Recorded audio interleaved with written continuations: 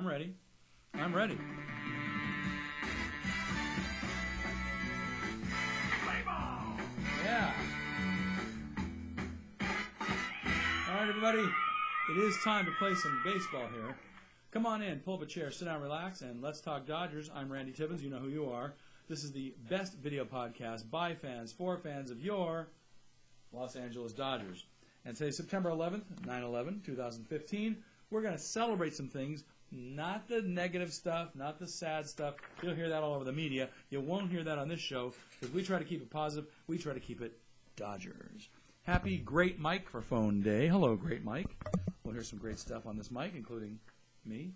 Magic number to win this whole shebang now is what? I don't know, 15, 13, 14? Hey, do you care? The only thing you need to know is if we play 500 ball on the way out, if the Dodgers just win half their games, the Giants have to win like 20 out of 24 or something like 20 out of 23. They're not doing that. They're not that good. So the Dodgers have the inside track here. Anyway, Alex Wood gets the call as LA opens the final leg of its road trip tonight in Arizona. The Dodgers continue their 10-game road trip, which they're 5-2 on right now, with the first of 3 games in Phoenix against the D-backs.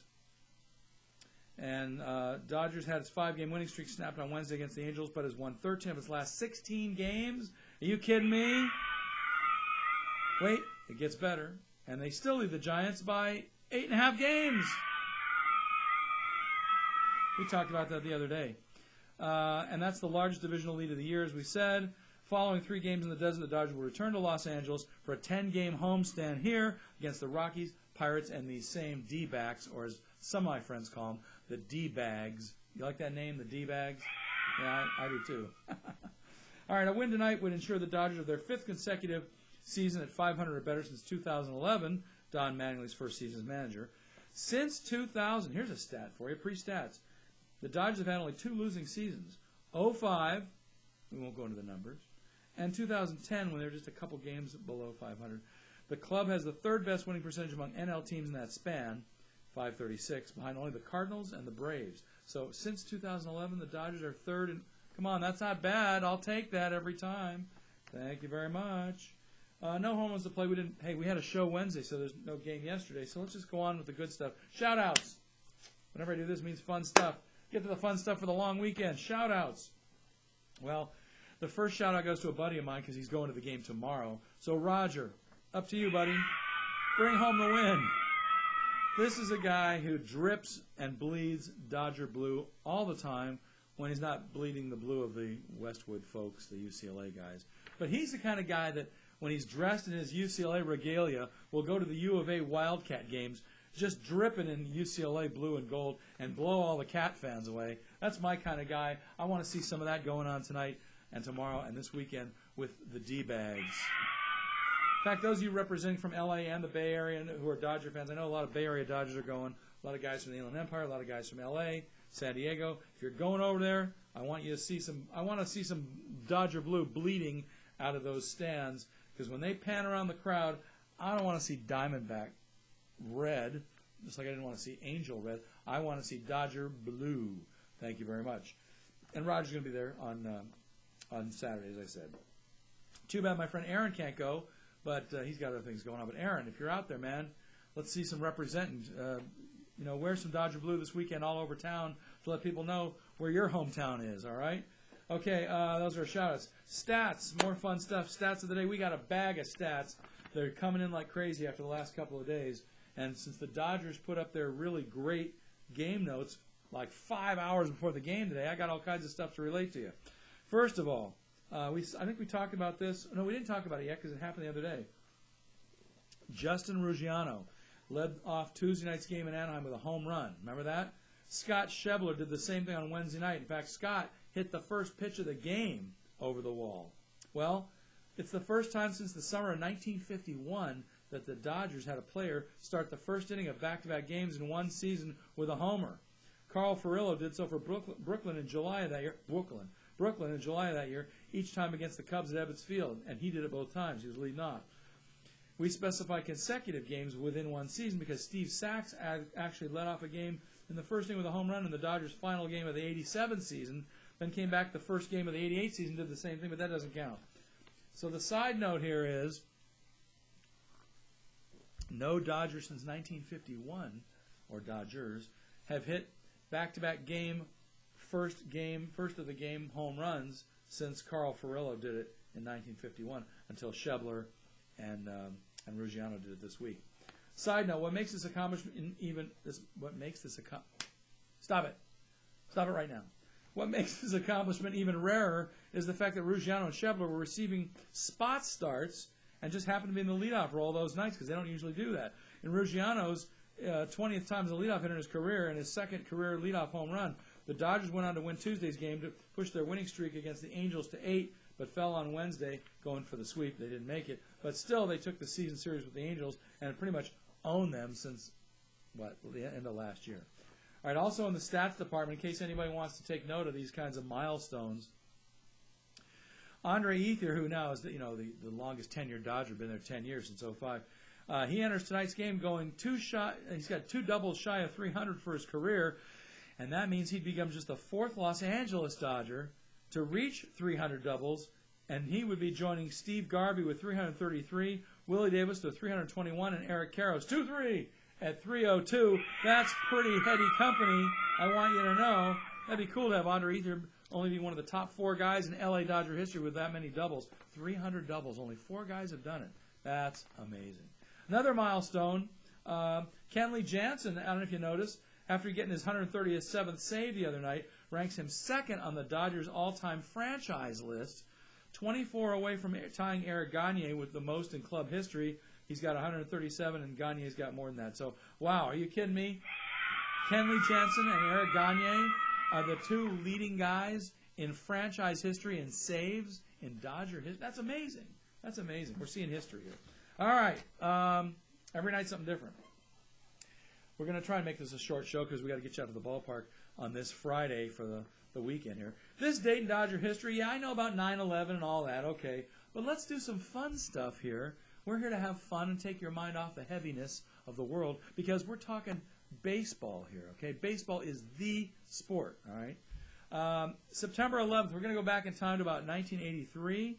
In that game, this is amazing, in a game that former manager Tom Lasorda called, quote, he said it, one of the greatest I've ever been involved in, the Dodgers pull an impossible and improbable 7-6 victory over the Atlanta Braves at Dodger Stadium when, it's a famous game, when R.J. Reynolds, the rookie that year, squeezed home Pedro Guerrero with the winning run in the 9th inning.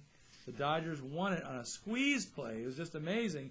The dramatic win increased the Dodgers' lead in the National League West to 3 games as they pushed towards a division title in 1983. Lasorda's decision to have Reynolds, who had just been promoted from Double-A, squeeze bunt later was called one of the most daring of his career. The manager admitted later, after the game, he had no idea whether Reynolds could or could not bunt. He didn't know. And the youngster was facing a tough sidearm pitcher in Gene Garber. I remember that guy. But Reynolds delivered, and Guerrero snapped a 6-6 tie as he dashed in from third base to culminate in a 4-run rally in the 9th inning. And I remember it well because I was there. I saw it in person. R.J. Reynolds, superstar. 1983. Are you kidding me? Woo! Wow. 32 years ago. Amazing.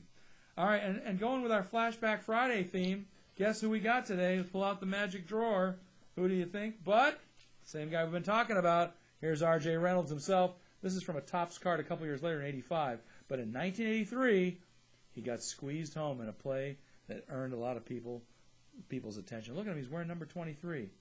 Yeah, along with some other players like Adrian Gonzalez and our friend 2-3 Eric Karros. And what about guys like Kirk Gibson? That 23 is a magical number. Anyway, R.J. Reynolds, this date in history, and our flashback player of this Friday Flashback on Let's Talk Dodgers. All right, let's get you out to the ballpark because the Dodgers are in Arizona right now. Dodgers have gone 9-3 against Arizona this year and have posted a 31-10 record, or 756 ball, in their last 41 games against the D-backs, dating back to July of 2013. Are you kidding me? Wow. It's amazing. All right, let's get you out of the ballpark. Friday, September 11th, left-hander Alex Wood. He's 10-9 with a 3.51 ERA. He's going up against left-hander Robbie Ray, who's 3-11 with a 3.72 ERA. We got to be able to tee off on these guys and beat the you-know-what out of them. Left-hander Alex Wood will make his 8th start as a Dodgers tonight. After holding the Padres just 3 hits in his 7 scoreless innings in his last start on Saturday, I'd say the right Alex Wood should show up and blow away the Diamondbacks. I would hope so. Saturday's game, September 12th at Arizona. By the way, tonight's game is going to be a 6:40 start local time. And then Saturday's game is a 5-10er. It's right-hander Mike Bolsinger, 6-3 with a 2.97. He's going up against our old guy that we dealt away a long time ago, right-hander Rubby, or as I like to call him, Ruby. His real name is Ruby De La Rosa, 12-7 with a 4.49 ERA. Woo! Stinking up the place. We had a tee off on that guy as well. And then on Sunday, September 13th, that's a 1-10er game. And of course, you got to watch. You can't be away from the set. You got to be glued to the set for that one. It's our ace, our MVP candidate, Zach Greinke. I don't know about MVP, but maybe Cy Young Award winner. He's 16-3. Are you kidding me? 1.68 ERA. Wow. He's going up against left-hander Patrick Corbin, who's 5-3 with a 3.32 ERA. Not too bad. But anyway, we get to play the Diamondbacks. These 3. The hell with the Arizona Diamondbacks. That's what I say. And I think we're gonna sweep these guys. You got to beat the teams that are below you, and I think we're gonna do it. Dodgers have been pretty strong lately. Let's see what else we got here. I'm getting some texts from some fans. Wow, we'll be getting back to those guys in just a minute. Thanks for watching Let's Talk Dodgers. Don't forget to tell your friends to write to us and see us. Let's Talk Dodgers at gmail.com if you want to write to us, or hit us up on Facebook at Let's Talk Dodgers, or at Let's Talk Dodgers in Twitter, or at Randy Trumpet to get to me. And that's going to be the show today. I think we're going to get you guys out there, get out to the ballpark. Don't forget, Roberto Becerra is the name you need if you use the live stream link of his. Go into livestream.com, look up a link called Roberto Becerra, and you can watch the game for free. Shh, don't tell anybody. And if you have the app for live stream, same deal. Log into your live stream account there, and then look for the same guy, Roberto Becerra, and he'll be streaming it live. For those of you who do not get Time Warner Cable, that's the way to watch the game. Anyway, that's Randy. I will be back on Monday. So come on back, pull up a chair, sit down, relax, and let's talk Dodgers. And remember, well, I'll tell you anyway, tell all your friends where we are on Facebook and on YouTube, all right? And we'll see you on Monday. And let's go for the sweep.